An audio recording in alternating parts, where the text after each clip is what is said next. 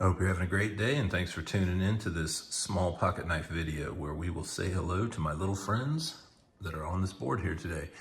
We've got 9 different pocket knives featured on this puzzle, and the criteria to be judged as a small pocket knife is that the blade has to be 3 inches or less and the overall length has to be under 7 inches, which really kind of casts it to these 9 that are in my collection today.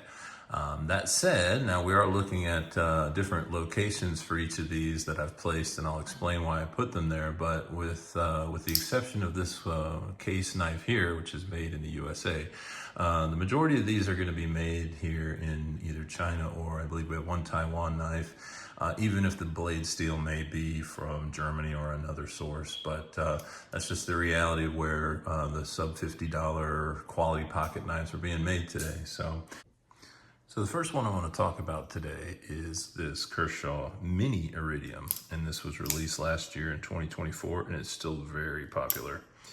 I actually wish they made this one in the full size, but what you got here is 3 inches of D2 steel in a nice spear point shape, 6.9 inches overall, so this is the only one of my full 3-inch blades that's actually meets the under 7-inch criteria on overall length.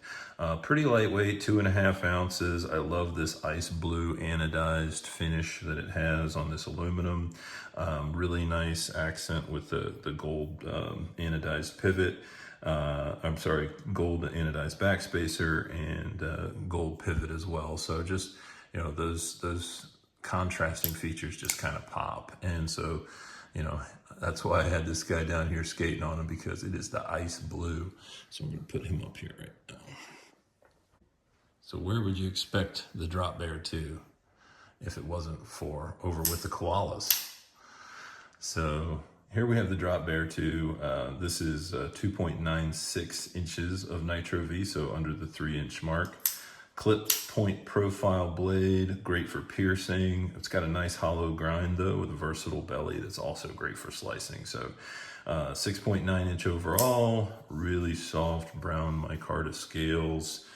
Really happy with that on the handles. Really lightweight, 2.4 ounces. It is a top liner or compression lock, which is strong and convenient. You've got the convenience of a button lock, but with the strength and stability of a liner lock. So really enjoy it. It's got the thumb studs. It's one of the smoothest knives I own right now from an action perspective. Really nice ergonomics. I've got an extra large hand, and I can get a full grip on this. So really pretty impressive. They didn't give us too many trees to work with, but I went with under these trees for the Vosteed Acorn. Vosteed Acorn is a Yue Dong design. That's the designer at Vosteed that designed this one. 2.93 inches of 14C28 in steel, and a really nice drop point design. 6.9 inch overall, the blue micarta scales. 3.1 ounces. It's got really nice ergonomics. You can choke up on it. Really strong liner lock. And of course, it's got the front flipper and the blade cut out for deployment. So depending on what your preference is. The Kershaw Cryo I put down here in the cold area as well, similar to where the Mini Iridium was. So this one is a Rick Hinderer design. This is an older knife released in 2012, still kicking. It was the 2012 Blade Magazine Best Buy of the Year. It's a bigger version of the Ember, which I'll show you here in a little bit, but 2.75 inches of 8CR13 MOV. It's got a titanium carbonitride coating in this drop point shape. A little heavier, 4.1 ounces. That same coating exists on the handles itself. It is a frame lock. It's got this speed safe assisted opening with the flipper, plus it has the thumb studs. Although I will say they aren't the best thumb studs and they're a lot easier to operate from the flipper tab. So that's the Cryo.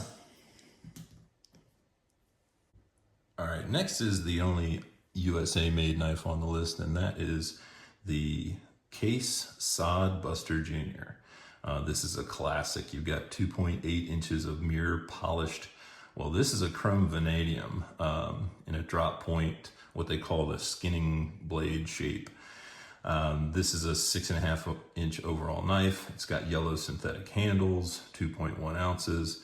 It does feature the nail nick opener, so it's probably one of my most dangerous knives from a deployment perspective, because if you're not careful, you can close it on your finger. It is a slip joint non-locking knife with no midway stop, so that's why I call it a little bit dangerous here. But you know, overall, a classic, tried and true design. All right, next is the Boker Rockstub, which I put over here in Germany because it is a German designed knife, although it's manufactured in China. Actually, this is one of the only ones I have duplicates of in my collection. I usually don't like to buy the same knife twice unless it's the Ember or the Ozark Grail. But this one I bought originally the brown micarta, and I liked it so much that when the blue anodized look went on sale, I actually scooped it up. So this is from their Magnum line, designed in Germany, made in China, 2.64 inches of 440B in a versatile drop point shape. I like the black stonewash on the brown micarta, but I also like the stonewash look on the blue aluminum, and I really like these matching thumb studs.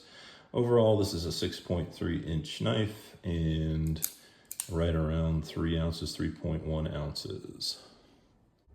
All right, now we got a cold steel knife, the Cold Steel Tuff Lite, and I've got it up here with this goat because it's got that really nice distinct sheep's foot design. So this one is made in Taiwan. It is the tie strap cutter extraordinaire, I would say. If I have one choice on what I need to use for cutting tie straps or ropes or whatever general utility cuts, this thing is it. 2.5 inches of Japanese Aus 8 steel in this nice Wharncliffe sheep's foot style design. It's a hollow grind, which is fantastic for utility cuts. 6 inches overall. It's got this Grivex handle, which is okay. 2.5 ounces, pretty light. It is got the thumb hole opener and the old reliable triad locking system. Now, my only concern with triad locks is if you don't choke up on them typically when you close them, they will pinch your fingers. But on this one, it's got a nice relief there, so you don't have that issue. My only concern with this one is that it is tip down only, although it is reversible. But generally, this is a really, solid knife. Gets the job done. Oops. Make an adjustment. All right, we're back and we're near the end now. So this one I've talked about before. This is a Jacob Lundquist design. This is the Kizer Banish, a German steel, Nitro V, showcasing the green scales. I also have the white scales, which was a fantastic customer experience, a customer support experience that I had with Kizer. I sent them a picture of the issue I had with my prior knife. They sent me a new knife, and I was able to dye the scales for this one green. I also have a pair of white scales. So this one is the 2.3 inches of Nitro V coated black and a sheep's foot profile. Again, great for utility cuts. 5.4 inch overall with the textured G10 handles, which I can confirm are easy to dye. This is easy to take apart. It's a lightweight knife, 2.1 ounces, really nice button lock with the front flipper and the blade hole options. So, it's not hard to flip it, pretty much like any other knife you'd operate, even though it's compact design. Very functional. It's got nice jimping up top. Just overall doesn't feel like as small as it really is. All right, and finally, the Kershaw Ember. So the Kershaw Ember is actually another Rick Hinder design similar to the Cryo. This was released a couple years later in 2014. It was discontinued a couple years ago in 2023, but it is still available. You can find it on Amazon, for example. It's just a 2-inch blade of the 8CR13 MOV. It's got that same titanium carbonitride coating, nice drop point design. It's actually very, very functional. It's got the jimping up top, but it also has a nice groove for your finger here, so you can make really good cuts with it. This one, it also has the frame lock with the speed safe assisted opening. Its overall length is only 4.8 inches. It's 2.2 ounces, so pretty lightweight. It's flipper only, but that's okay given the size. And yeah, I mean, just for the size of it, it's a little big knife. This was actually my first gift knife. This is probably the first knife I bought in any kind of quantity. And over the years, through gifts or having them fall out of my pocket, you know, I probably bought somewhere around the order of 10 of these.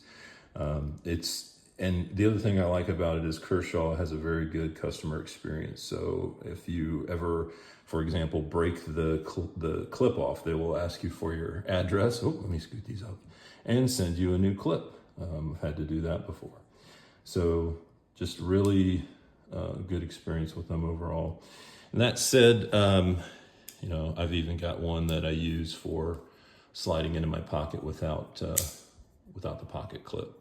So again, this is one that you know, one of the rare knives that I actually bought more than one of.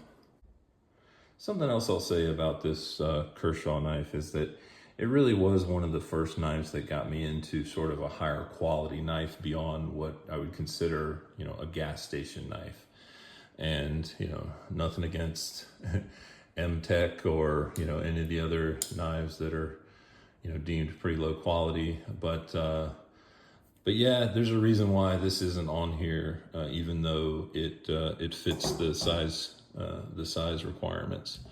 That said, let's take a look at what some of the other knives that you might be familiar with would look like. So the QSP Penguin actually outsizes everybody here. So just to give you an idea, and I have a hard time not doing one of these without including the Ozark Trail slide lock, or the wug out.